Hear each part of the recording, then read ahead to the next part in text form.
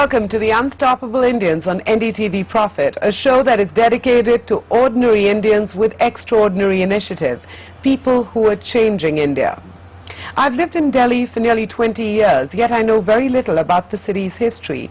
Perhaps it's because I don't know where to start, who to approach. But now there's hope. That's because a group of volunteers have got together to organize the Delhi Heritage Walks, a simple and interesting way to know the city's history.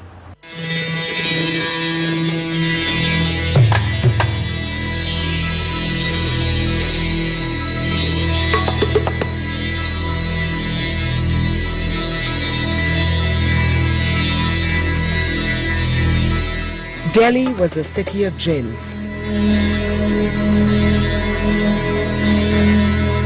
Though it had been burnt by invaders time and time again, millennium after millennium, still the city was rebuilt. Each time it rose like a phoenix from the fire. The reason for this was that the jinns loved Delhi so much they could never bear to see it empty or deserted.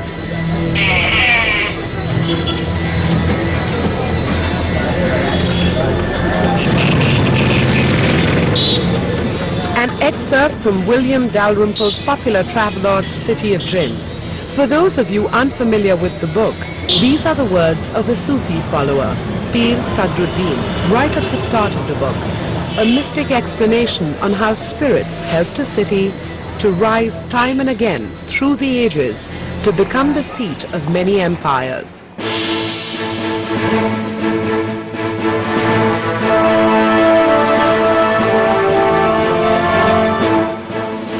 One can count at least 8 cities that preceded what we call Delhi. Anandpur and Lal Kot in the early medieval period, Tughlaqabad and Kotla under the Sultanate rule, the Mughal capital Shahjahanabad, today known as Chandni Chowk,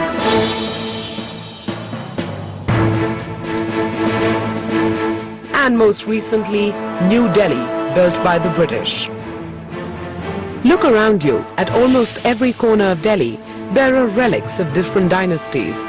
Tughlaqabad Fort represents the third avatar of Delhi, built by Tughlaq.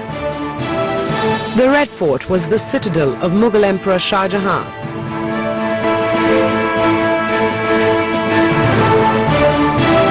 And the Purana Killa, raised by Sher Shah Suri and completed by Humayun, is a site entrenched in history.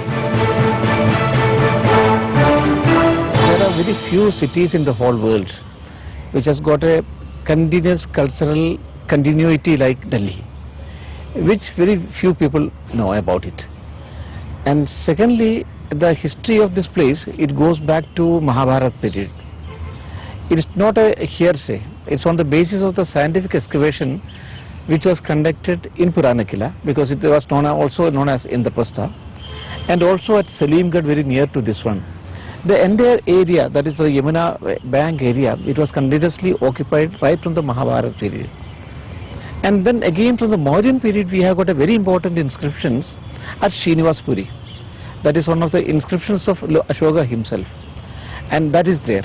And then from the 8th century, 9th century, and then from 10th and 11th century, this was the capital of Tomar Rajputs, and this was also the capital of Chauhans also. And then the Sultans took over it. Continuously again for 334 years, it was the capital of Sultans also, and for Mughals also, 209 years for Mughals also. So this has got a continuous cultural history, and every second building is a very important monument also. Chandni Chowk, right next to it, Jama Masjid and the Red Fort. They are all testimony to Delhi's vibrant history. And that history engulfs you when you step into the Fountain Chowk. Leaning tall over the square is the Seesganj Gurdwara, the site where Guru Tegh Bahadur was martyred in the 17th century by Aurangzeb for his refusal to convert to Islam. Right next to the Gurdwara is the Sunheri Masjid. It's said to be the vantage point from where Nadir Shah, the Persian emperor, conducted his raid of Delhi in the 18th century. Yes, everyone here does have a story to tell. All you have to do is stop and ask.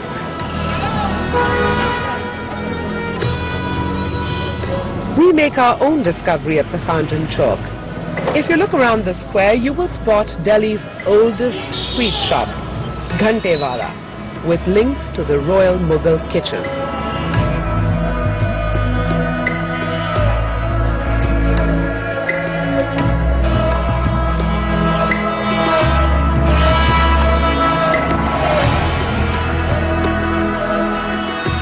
मिठाई की दुकान 1790 से है, यानी करीब करीब 215 साल पुरानी है। इस मिठाई की दुकान की स्थापना लाला सुखलाल जैन, जो राजस्थान से यहाँ पर दिल्ली आकर रहने लगे थे, तो उन्होंने इस दुकान की स्थापना करी। उस समय यहाँ पे मुगल बादशाह शाह आलम सैनी सेकंड का शासन था, तो सिर्फ इस इलाके में शायद उस समय एक यही दुकान थी जो मिठाई से संबंधित थी। तो राजा को जो अच्छी मिठाई खानी होती थी, तो वो यहीं से उनके जो सर्वेंट्स थे वो आके ले जाया करते थे। Anecdotes, history lessons, tales from the past, you will find them at every corner of Chandni Chowk. But surprisingly, they haven't been able to make the journey from Purani Delhi to New Delhi. For 210 years, this was the real cultural hub. Chandni Chowk was the real cultural hub. Here you have got mosque, here you have got temples, here you have got gurudwaras, and then a kind of the living people here. I mean, every living individual is a part of history here. So every second stone here also, it's some historical part. But the thing is how we are going to conserve and preserve it, and how we are going to market it. And had it been in any other country, they would have very lovely marketed it, which we have not been able to do it. There is hope though. A group of 5 youngsters, some students and some professionals, have come together to conduct the Delhi Heritage Walks. The weekly walks cost 200 rupees per person. Anyone can sign up, and they are guaranteed a guided tour of some of Delhi's historical sites. The movement is still young. It only started in September 2009, but already there are 300 regular attendees. We catch up with 3 of the organizers at the Mehrauli Archaeological Park. They are meeting to chalk out new routes for the Delhi Heritage Walks. And another important landmark there is Ghalib की मज़ार है, जहाँ आरा की grave है वहाँ पे Nizamuddin complex में ही. But what about the monuments? The monuments we are covering of any particular dynasty, or? The walks are the brainchild of Rajesh Ranjan, an IT consultant and a heritage enthusiast. Nizamuddin का roundabout है, वहाँ पे आपने देखा होगा कि एक blue color की blue dome. We have started our walks in 5 areas. First time in Kashmiri Gate, Mehrauli Archaeological Park, Hauj Khas, Lodi Garden, and Chandni Chowk. So we went there, we talked to the locals, we make lots of friends there to know the actual history of that places. Rajesh is responsible for logistics.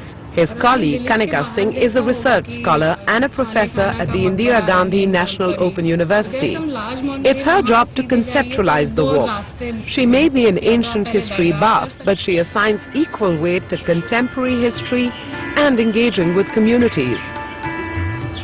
So, unpublicized areas and facts are as important to her as the prominent landmarks of Delhi. For my generation at least, the Purana Killa is most commonly associated with Humayun, Sher Shah, and of course Humayun's death by slipping down the stairs of his library. But there is a lot of history before that and after that also. The Killa was transformed into a refugee camp around 1947 with the partition riots and all. So what all happened before then, around that time, those are also histories and part of our collective memories. Maybe not for me, but people who were living there, which was the site became a refugee camp. What about them? What happened to them? So similarly, several sites like Old Delhi area you mentioned. As an urban space, yes, it started only with Shah Jahan when he decided to build his capital there. But before that, along the ridge, there were some sites which were used as hunting lodges.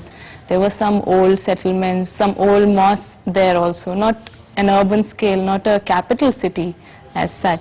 But yes, there existed some histories, and of course with Shah Jahan, that was the time when we know Old Delhi as that's the time where we actually start Old Delhi's history, the Shah Jahanabad area. And then of course again in 1857, that was one of the places where a huge massacre and great deal of violence and destruction of the urban space of the city. You know, there's a huge change in terms of urban topography. Large areas were simply destroyed by the British. The neighborhoods, the way they existed initially in the planned city, didn't exist after 1857. Then again around 1947, again with the partition, there's a huge demographic change also. There are large populations moving out, new communities coming in from northwest. And so there's a huge change, and we know very, very little about this kind of change. We do know that Purani Delhi ka khana is very is great, and of course we know the Sheeshganj Gurdwara, but maybe there is a lot more to it. And every time we go there, we get something new out of it. Vijaya Ahluwalia has signed up as an organizer for the Commonwealth Games in Delhi. But her busy schedule doesn't mean she neglects her passion. Every week, Vijaya walks around the city to research and prepare for her role as a walk leader at the Delhi Heritage Walks. We don't want to let the opportunity go, so we asked for an introduction to the Jamali Kamali Mosque, the venue for the team's meeting. The Jamali Kamali Mosque is named after Jamali, the pseudonym for the famous poet and Sufi saint of the Lodi and Mughal period, Sheikh Hamid bin Fazlullah. The mosque was built in 1528. Neighbouring it is a walled enclosure. That's where Jamali lived until his death in 1536. It now serves as his tomb. This particular mosque is called the Jamali Kamali Mosque, and this is a precursor to later mosques that were built during the Mughal periods. The particular highlights out here are the arches, which is the very Persian influence. Plus there is the mihrab here, which is always on the west. When you pray towards the west, because Makkah Medina is in the west for us in India. If it was like say in USA and all, it would be on the east. Heritage walks connect a city to its people. When the unstoppable Indians returns, unexplored monuments, forgotten anecdotes, buried legends, the volunteer walk leaders of the Delhi Heritage Walks leave no stone unturned.